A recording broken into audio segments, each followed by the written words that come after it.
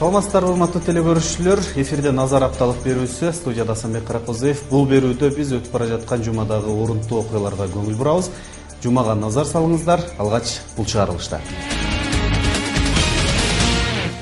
400 миллион сомго жакын. Ошол эки вариантты биздин депутаттар бизге сунуштап. Ош шаарындагы эстакадалык көпүрөнүн курулушуна даярдалган эки долбоордун кайсынысы тандалат? Ушул жерде окутуп, үйрөтүп, басышты, турушту, жазышты. Арабанда мүмкүнчүлүгү чектелген балдарга арналган сезим борбору ачылды. Классынын сайтына кирип, отуруп, көргөнгө мүмкүнчүлүк алат да. Жаңы окуу жылына карата даярдыктар көрүлө баштады. Микрофлора өсүп кетти деген, көбөйүп кетти деген маселе. Ошол анан ору алып. Сиз сүт азыктарынын сапатына кооптонбойсузбу? Сатуучуларды атайын кызматтар текшерип, айыбын ачты. Өтүп бара жаткан жумада жогорку кеңеш өкмөттү бекитти. Бейшемби күнү кечке жуук жогорку кеңеш Жомарт Оторбаев башында турган өкмөттүн курамын, структурасын жана программасын жактырды. Ага ылайык Жомарт Оторбаев өкмөт башчылыкка, Тайырбек Сарпашев биринчи вице-премьер-министрликке, Валерий Дил, Абдрахман Маматалиев жана Эльвира Сариевалар вице-премьер-министрлик кызматка дайындалышты. Ушул жумада Талас областындагы Шыралжын алтын кенин иштетүүнү тезден токтотууну, экологиялык зыянды калууна келтирүүнү, Таласты экологиялык таза өрөөн катары сактап калууну талап кылып, таластыктар Тараз жолун буушту. Абалды жөнгө салуу үчүн келген күч кызматкерлери менен митингчилер ортосунда чатак чыгып, 19 милиционер жана 4 акция катышуучусу жабыркаган. Күч органдарынын 2 кызматкери ооруканага түшкөн. Кенде алтын күмүштак майнинг деп аталган казакстандык компания чалгындоо иштерин жүргүзүп жаткан болчу. Митингге байланыштуу кендеги жумуштар өкмөт тарабынан убактылуу токтотулду. Тополоң башталганда жаңы шайланган вице-премьер-министр Абдрахман Маматалиев жана жергиликтүү бийлик өкүлдөрү акция катышуучуларына барып жолугуп, талаптарын уккан. Бир катар сүйлөшүүлөрдөн кийин тил табышып, жол ачылып, митинг тарады. Урматтуу телекөрүүчүлөр, азыр өтүп бара жаткан жумадагы жума хроникасына назар салыңыздар. 31 март дүйшөмбү. Бул күнү жогорку кеңеште парламенттик жаңы көпчүлүк коалиция түзүлүп, КСДП, Ата Мекен жана Ар Намыс фракцияларынын лидерлери макулдашууга кол коюшту. 1 апрель шейшембе. Бул күнү Кыргызстан калкынын радиациялык коопсуздугу жөнүндө мыйзамга өзгөртүүлөр киргизилип, президент Алмазбек Атамбаев кол койду. Ошол эле күнү жогорку кеңештин кезексиз жыйыны өтүп, парламенттик көпчүлүк коалициясы иштей баштаганы расмий жарыяланды. 2 апрель шаршемби. Бул күнү Кыргызстандын өзгөчө кырдаалдар министрлиги Өзбекстандагы Барак эксклавынын дыйкандары өстүргөн жүгөрү жана буудайды чек арадан алып чыгып берди. 3 апрель бейшемби. Президент Алмазбек Атамбаев АКШ мамлекеттик катчысынын жардамчысы Ниша Бисвалды кабыл алды. Ушул эле күнү УКМКнын кызматкерлери тарабынан Ош шаардык жылуулук менен камсыздоо мекемесинде коррупциялык жол менен финансылык каражатты менчиктеп алган учур аныкталды. Ошол эле күнү Ош шаардык санитардык эпидемиологиялык көзөмөлдөө борборунда карантиндик жана өтө кооптуу жугуштуу ооруларды алдын алуу максатында атайын жыйын болуп өттү. 4 апрель жума. Бул күнү Ош шаардык мэриясында коллегиялык жыйын болуп, анда ишкердикти өнүктүрүү, шаардагы курулуштар жөнүндөгү маселелер каралып, токтомдор бекитилди. Ошол эле күнү өзгөчө кырдаалдар министрлигинин Ош шаардык башкармалыгы тарабынан Сулайман тоодогу кооптуу абалда турган 2 таш түшүрүлдү.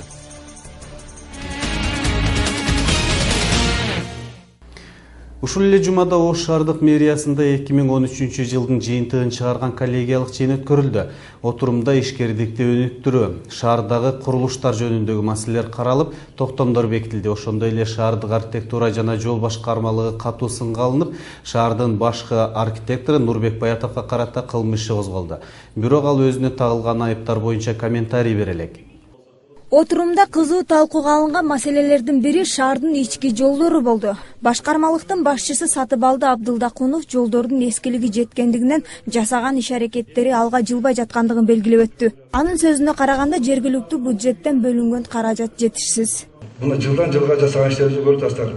Аракет болууда. Кайда эскилиги жеткен жолдордун тарпы кетип, бузулуп кеткендиктен ишибиздин результаты билинип кетет да. Ошондой эле мына этаждардын арасына меш кварталдын көчөлөрдө коет. Микрорайондорубуз бар, жаңы конуштар акыркы жылдары көп пайда болду. Ошол жолдорго дагы кандай көп талаптар турат алдыбызда, максаттар турат алдыбызда. Ошолордун баарын ишке ашырсак, жасап берсек, элге ушул түзбесек деген максаттарыбыз бар да. Мындан сырткары жаңы конуштардагы аймактарга шагыл төшөө сунуштар айтылды.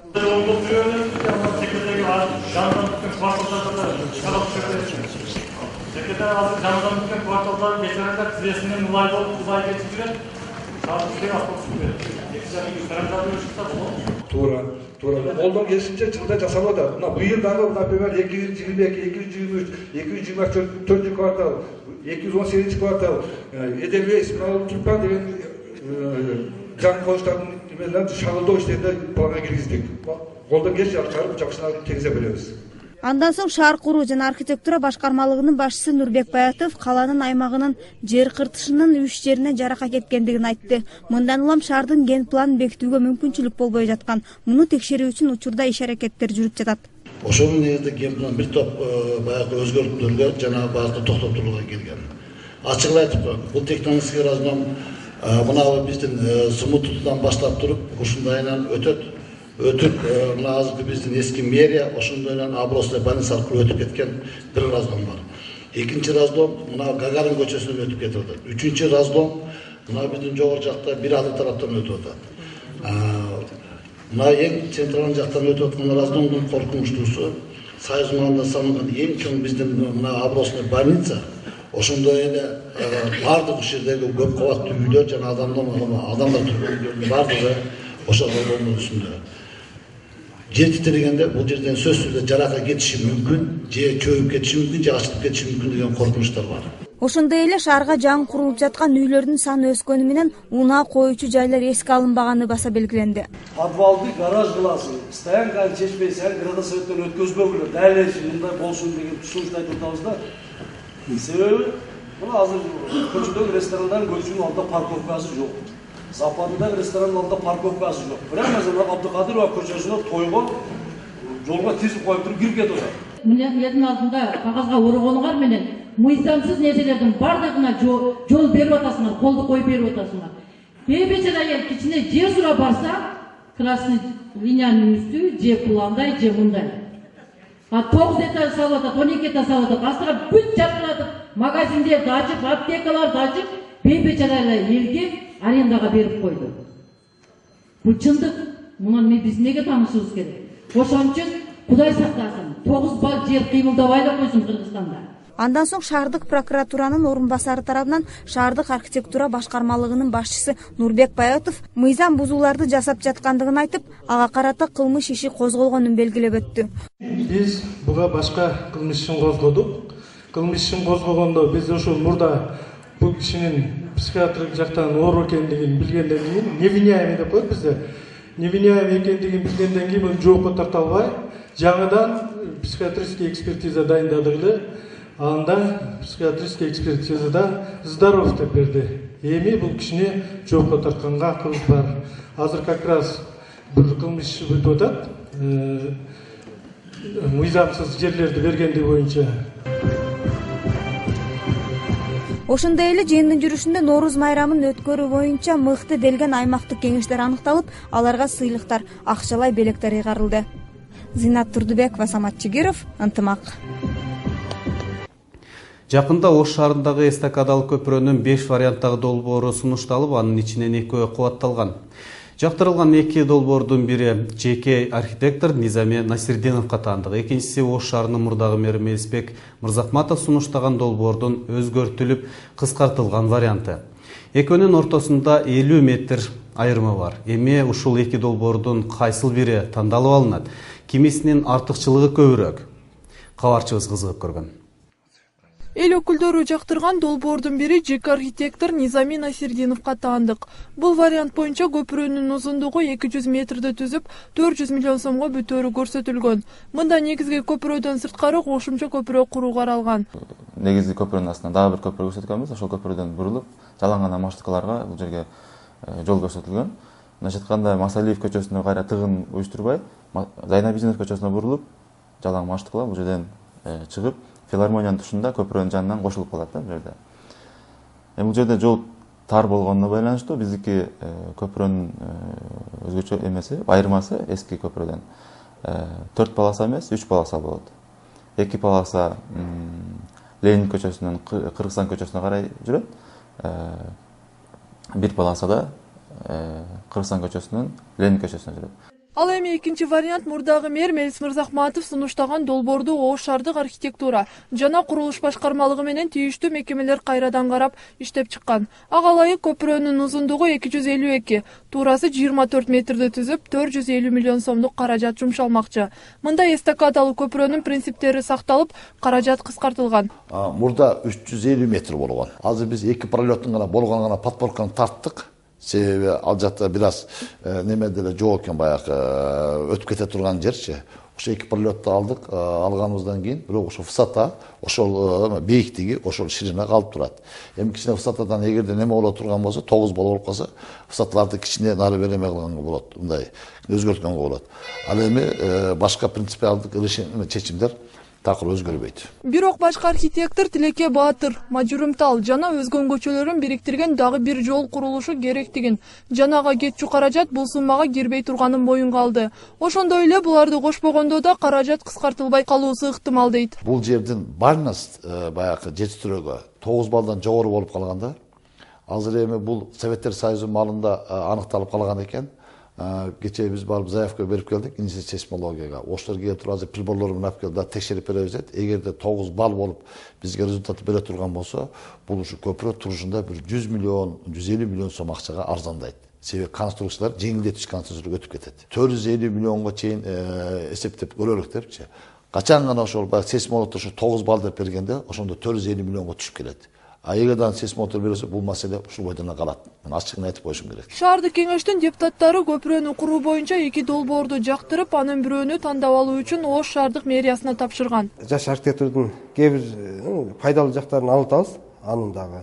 Бирок негизинен мурдагы көпүрөнүн эскизин тандап алып, биз айрым баягы мен айткандай ашча жерлерин алдык. Мисалы үчүн ал жерде жөө адамдар өтүшчү подземный переход деп коет. Подземный переход анын жанында мен азыр сүрөтүн да сиздерге көрсөтөм, бир 20-30 метрден кийин көпүрөнүн алды ачык. Канча адам калгандай өтүп. Ал ошол подземный переходдун өзү 130 миллион сом тегерегинде бааланып калган да. Ошону ашча чыгымдарды жок кылып биз арзандатып азыр ушунун үстүндө иштеп жатабыз. Шаар жетекчилери бир чечимге келгенден кийин долбоор коомдук талкууга коюлмакчы. Ошондой эле көпүрөнүн курулушу ушул жылы башталат. Белгилей кетсек, эстакадалык көпүрөгө шаардык кеңеш жыл башында курулушка деп 60 миллион сомдук каражат бекитип берген. Мындан сырткары республикалык бюджеттен көмөк суралган. Назгүл Ахунова, Самат Чегиров, Ынтымак. Ош шаарында унаалардын тыгыны курч бойдон калууда. Айрыкча Ленин көчөсүндөгү Тешикташ дөң базарынын айланасында. Андагы тыгындык сааттап созулуп, каттамдар кечеңдеп жаткандыгын айдоочулар айтышып нааразы. Тешикташ базарындагы унаа тыгыны улана береби? Же базар шаар сыртына көчүрүлөбү? Назгүл Ахунованын материалында. Тешикташ базарындагы бул көрүнүш адатка айланган. Кээ бирде айдоочулар сааттап туруп калган учурлар кездешет. Айрыкча эртең мененки 8ден 11ге чейин курч. Аябай кыйын, şu yerden mana филармониядан Тешикташка чейин кыйын. Интервалыбыз 4 мүнөт. Аркадагы машина келип калат. Бири-бирибиз менен урушабыз. Тарттың калдың деп. Пробка бүт баарга кыйынчылык жаратып атат да. Жүргүнчүлөргө да, бизге да. Мындагы унаа тыгынынын негизги себеби соодагерлердин жол четине чейин чыгып алуусу. Сатуучулар көчөнү тарайтып тыгындык жүз берүүдө дейт айдоочулар. Мурда ушундай арак өткөзүп койду эле, мына жерде эң ачып. Кеңирле болуп калды эле. Дагы береке жылып алышы аны арттан. Ошон үчүн пробка болуп калды. Булар кой десең мына жылы берет экен, мынандай зонтигин алып келип жүрө беришет, бири-бирин атаңдалышы. Эмне да ушул неле карты, ушул пробкалар жок кылып базарда жылтырып берсе жакшы болот эле. Мында соода кылууга тыюу салынган. Бирок ага карабай сатуучулар өз ишмердүүлүктөрүн жүргүзүп келишет. Бардыбыз эле ушул жерде отурабыз. Тирилик үчүн деп жүрөбүз, ушинтип бала чака багабыз деп. Ошо чаңда отурабыз. Машина менен товар алып келе түшүргөнгө аябай кыйналабыз. Слойбай кылып базарды чоңойтсо барабыз. Как положено кылсын слойбай. Эми навес жапсын. Места кылып бөлүп берсе барабыз. Тешикташ базарынын айланасындагы унаа тыгыны эми эле чыккан жок. Көптөн берки чечилбей келген маселе. Шаар бийлиги мындагы мыйзамсыз отурган базарчыларды айдоо менен гана чектелип келишет. Ал эми жакынкы күндөрдө конкреттүү чара колдонушмакчы. Ал үчүн бүгүнкү күндө биздин муниципалдык борбордук базарыбыз бар. ошол базардын ичиндеги жеке менчик кичи рыноктор бар. Ошол рынокторго где-то 1000 адамды кабыл ала турган мүмкүнчүлүктү бүгүн биз түзүп койдук, шартты жаратып койдук. Бардыгы даяр турат. Эми ушул кичинекей мына тынчса, жакшынакай болуп калса, Кудай калса, бул ишти биз иш үчүн ашырабыз. Тешикташ Дөң базарынын айланасындагы унаа тыгыны качан гана жол четиндеги соодагерлер башка жерге көчүрүлүп, көчө кеңейтилгенде чечилет дейт адистер. Ал эми мындагы сатуучуларды 15 апрелге чейин көчүрүү пландалууда. Бул жердеги эле эмес, шаардагы жалпы мыйзамсыз отурган сатуучулар да көчүрүлөт. Белгилей кетсек, Ош шаарында жалпы 800дөн ашуун мыйзамсыз отурган сатуучулар бар. Назгүл Ахунова, Илхам Ибрагимов, Ынтымак. Быйылкы окуу жылы аяктай баштаганда окуу жайлар жаңы окуу жылына даярдыктарды көрө башташты. Алгачкылардан болуп Ош мамлекеттик университети Түштүк регионундагы билим берүү тармагынын адистерин топтоп жыйын өткөрдү. Анда бүтүрүүчү класстардын окуучуларын жогорку окуу жайларга киргизүүгө, сапаттуу даярдоо боюнча биргеликте кызматташуу сөз болду. Кененирээк кабарчыбыз материалында.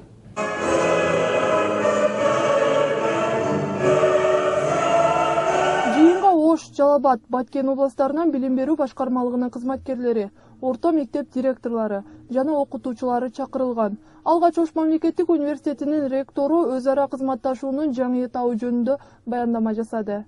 Бүгүн биз биринчи болушу мектепке косулуп, мектеп бизге мыкты бүтүрүүчүлөрдү тарбиялап берүүгө биз эмне кантип жардам бере алабыз? Кантип мектепке косула алабыз деген ой менен биз бүгүн чогулуп атабыз.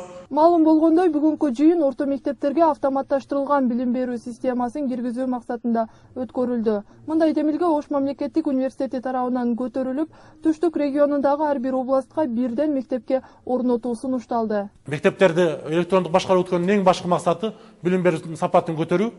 Ар бир окуучу сабакта кандай катышып атат, ата-энеси үйүндө отуруп байкаганга мүмкүнчүлүк болот. Челектерден кандай чыкты, анан кайсы мугалим жакшы өтүп атат, окуучуга жага турган сабакты. Аны дагы мугалимдер өзүнүн балдасынын классынын сайтына кирип отуруп көргөнгө мүмкүнчүлүк алат да. Бул мындайча айтканда мектептерди ачык айкындуулукка түртөт жана мугалимдерди изденүүгө аргасыз кыла турган долбоор. Аталган система эң мыкты делген гана мектептерге киргизилмекчи. Ал биргеликте кызматташуунун негизинде тандалат. Мектеп директорлору болсо жаңы система учурдун талабы экенин айтат. Жалпы орто билим берүүчү мектептерде электрондук башкарууга өткөрүүнүн чоң эле пайдасы болуш керек. Себеби электрондук башкарууда бир жерде отуруп окууга болгон кызыгууларын, ошондой эле сабак учурундагы сабактардын өтүлүшүн ошол негизинде ушу иш кылса жакшы эле болуш керек. Жыйында автоматташтырылган билим берүү системасы тууралуу толук маалымат берилди. Бирок айрым адистер мектептерди автоматташтырууга эртерээк деген ойлорун айтышты. Ош шаары боюнча айта турган болсом, Ош облусу боюнча айта турган болсом, электрондук өтүүгө толук даяр деп айтуудан алысыракмын. Шаар жерлеринде буга кеңири мүмкүнчүлүк бар. Бирок бүгүнкү күндө толук даяр эмес. Мен муну ачык айтышым керек. Жыйындын соңунда Ош мамлекеттик университети жүргүзгөн рейтинги боюнча эң көп окуучулары бюджеттик негизде жогорку окуу жайга өткөн мектептин директорлору жана окутуучулары сыйланды. Ал эми мындай көрсөткүчү жок мектеп жетекчилерине сын айтылды. Назгүл Ахунова, Илхам Ибрагимов, Ынтымак. Өтүп бараткан жумада Араган районунун Кермету айылында мүмкүнчүлүгү чектелген балдарга арналган сезим борбору ачылды. Буга чейин аталган аймакта 108 бала калыбына келтирүү үчүн борбордон жардам алууга Ош шаарына келүүчү. Учурда борбордо 3 тарбиячы эмгектенүүдө. Дагы 4 логопед психолог жана тарбиячы алынуусу күтүлүүдө. Теманы кабарчыбыз улантат. Сезим балдардын күндүзгү калыптандыруу борбору Араван районунда жападан жалгыз жана биринчи ишке кирген борбор болуп эсептелет. Бул жайда психологиялык өнүгүүсү начар балдарга физикалык жана психикалык жактан калыптандырылып, аң сезимин өнүктүрүүгө мүмкүнчүлүк түзүлгөн. Бүгүн аталган реабилитациялык борбордун расмий ачылышы болуп, ага жергиликтүү бийлик өкүлдөрү катышты. Кермет айыл өкмөтүндө мындай мүмкүнчүлүгү чектелген балдардын саны 108. Бул борборго 22 бала тарбиялануу үчүн тартылган. Учурда 3 окутуучу эмгектенип, аларга психикалык жактан жардам көрсөтүлүп жатат. 22 бала күндө келип, бул жерде билим алып, психикалык жактан өнүгүү алып, бизде азыр тарбияланып жатышат. Анын ичинен 22 баланын ичинен 8 балабызды биз азыр мектеп даражасына, мектепке кадимкидей барып окуганга 8 баланы даярдап жатабыз. Сентябрда буйруса 8 балабыз барып окуйт. Эркинбек Таштанов баласына психологиялык жардам алуу үчүн буга чейин ар кайсы жактарга барып келген. Айтымында уулу Темиржандын сүйлөө речи жакшы өнүкпөгөндүктөн ар 6 айда логопедтердин кеңештеринен өтүүгө мажбур болчу. Ар 6 айда, 8 айда лечениясын кылып биз абдан кыйналдык эле алыскы жерде. Мына эми өзүбүзгө Кудай кааласа ачылып калганына жакшы болду. Балдарыбызды саар менен алып келип өзүбүз ушул жерде окутуп, үйрөтүп, басышты, турушту, жазышты, мектепке даярдап, жакшы ушул эжекелерине рахмат. Имарат буга чейин мектеп болгон. Бирок ал кароосуз калып, эл аралык уюмдардын жардамында балдардын калыбына келтирүүчү борборго айландырылган.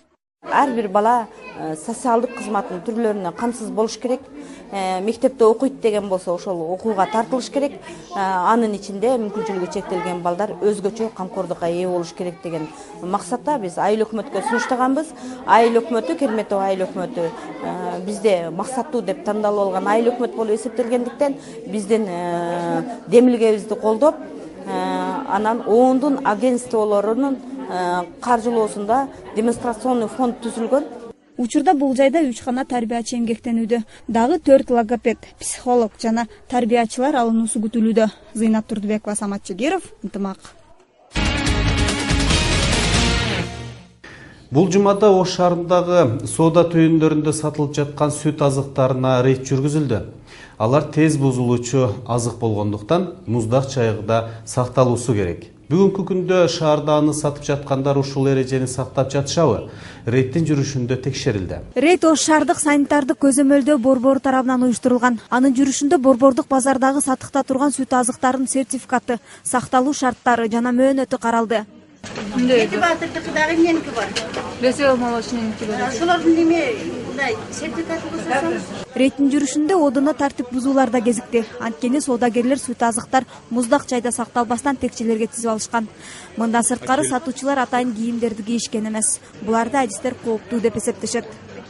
Мына холодильниктер бош турат. Азыр эми тизебиз, эми саарда башка эчтеке жок. 1 грамм продукцияда кишечный палочка болбош керек деген маселе. Бул продукция, бул стерилдүү продукция эсептелет. Ал жерде болот. Просто ошо нормадан өтүп кетпеш керек. Өтүп кеткенде ал жерде туура эмес сакталып, болгон микрофлора өсүп кетти деген, көбөйүп кетти деген маселе. Ошол анан ооруга алып келет. Мындай текшерүүлөр санитардык эпидемиологиялык көзөмөлдөө борбору тарабынан жылына 4 ирет өткөрүлөт. Максаты керектөөчүлөрдүн коопсуздугун сактоо. Тез бузулуучу заттар мына күн ысык баратат, жай мезгили мына жаз мезгили келип атат. Жаз мезгилинде уже экинчи айына уже кетип атат. Ошон үчүн ушул маалда тез бузулуп кетчү заттар, азык заттарга киргендигине байланыштуу алардын сакталуу эрежелерин, андан кийин аларды ташуу эрежелеринде жана башка коопсуздуктардын баардыгында бөгөт коюуга эме кылдырып атабыз. Болбосо мындай условиялар болбосо эртеге отравление болуп кетиши мүмкүн. Рейдтин жүрүшүндө шаардагы каржы полициясынын өкүлдөрү да катышты. Алардын айтымында буга чейин контрабандалык жол менен алынган кээ бир соода түйүндөрү да катталган. Сынаудон өткөн эмес, сапаты тастыкталган эмес, жана ушул сертификаты жок сүт азык продукцияларынын сатылып жаткандыгы маалым болуп атат. Бүгүнкү рейдтин жыйынтыгы менен муну Ош Турсунов базарында текшерүү жүргүзүлдү. Андай контрабандалык жол менен келген продукция чыккан жок, тастыкталган жок. Текшерүүнүн алкагында 10го чукул соода түйүндөргө талапка жооп бербегендиги үчүн акт түзүлдү. Мындагы сатылып жаткан азыктарга 3 күн анализ жүргүзүлүп, анын жыйынтыгында тийиштүү чаралар көрүлмөкчү. Зыйнат Турдубекова, Илхам Ибрагимов, Ынтымак. Жыл сайын Сулайман тоонун жакка белин тазалоого ар кайсы мекеме кызматкерлери чыгышат. Быйыл биздин Ынтымактын кызматкерлери күйөрмандар тобу менен биргеликте тоону тазалоого аракет жасашты. Алар 2 саат аралыгында эле толтура акыр шикирлерди тазалап, мындай акцияны дагы улантууга сөз беришти. Касиеттүү делип, зыяратчылардын изи үзүлбөгөн Сулайман тоонун учурдагы абалы көңүл жылытарлык эмес. кадам сайын таштандыга көзүң чалдыгат. Анысы аз келгенсип таш беттеринен одуну сөздөргө тушугасың. Дартына дабай издеп сыйынганы келгендер мындай көрүнүштөргө кейишет. Бул жерде өзүбүздү кандай үйүбүздү кандай таза кармасак, ошондой таза кармап, бул жер бир ойноп кете турган жер эмес. Чыгып келеттер. Ойногону келеттер, түшүнбөйт да бул жерде. Мусорный ящиктерге мороженое жаган мусорный ящикке таштандылат. Сулайман тоого күнүнө жүздөгөн жаран чыгат. Ар бири бирден таштанды таштаганда да тоону тазалоочу адистер жетишпейт. Мындай көрүнүштөр жарандардын кайдыгер мамилесинен келип чыгууда дейт тоо кызматкерлери. Тазалап атабыз. Ар бир субботникте, ар бир неделеде сотрудниктер тиги залга барып тазалайбыз. Өзүм баш болуп тазалайм. Ушу кайра толуп калат. Мындан улам ынтымак коомдук регионалдык телерадио компаниясынын алдында түзүлгөн Көрмандар тобу тоодогу акырчыкирлерди тазалоого чыгышты.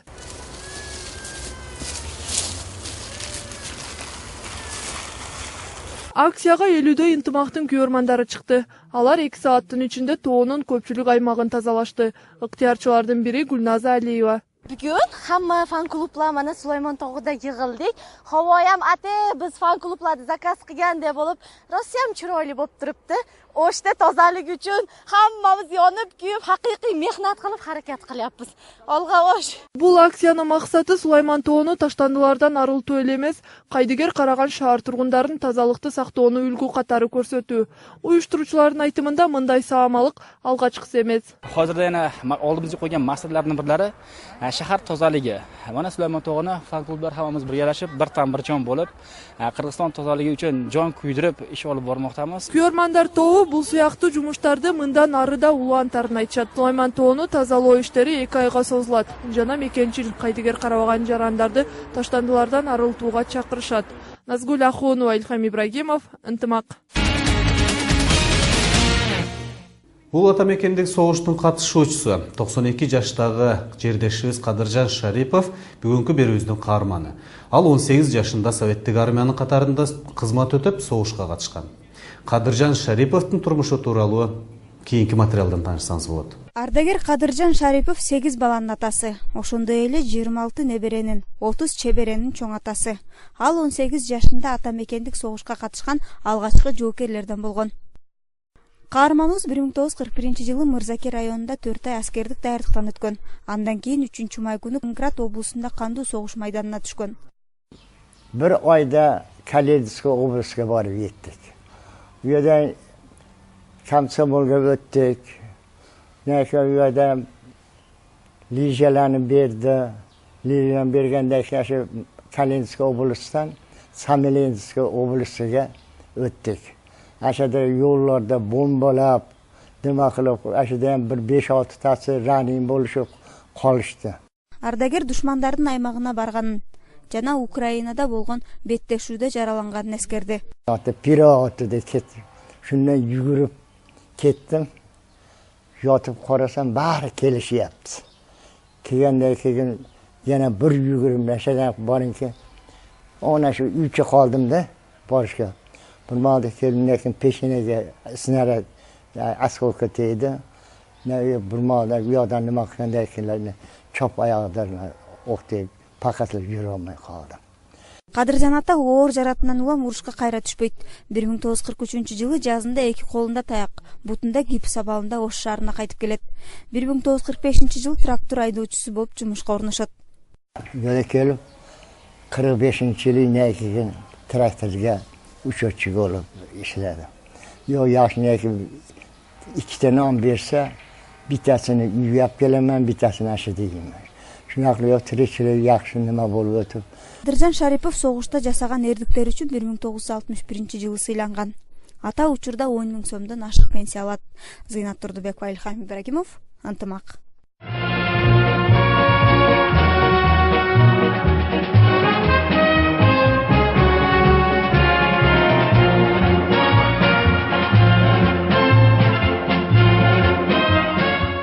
Урматтуу эле көрүүчүлөр, биз ушуну менен берүүбүздү соңуна чыгарабыз. Сиздер ынтымактуулукта назар авталык берүүсүн көрдүңүздөр. Сиздердин кызматыңыздарда мен Асамбек Каракозоев болдум. Кийинки жумада жалаң гана жакшы жаңылыктар менен амандашалы. Саламатта болуңуздар.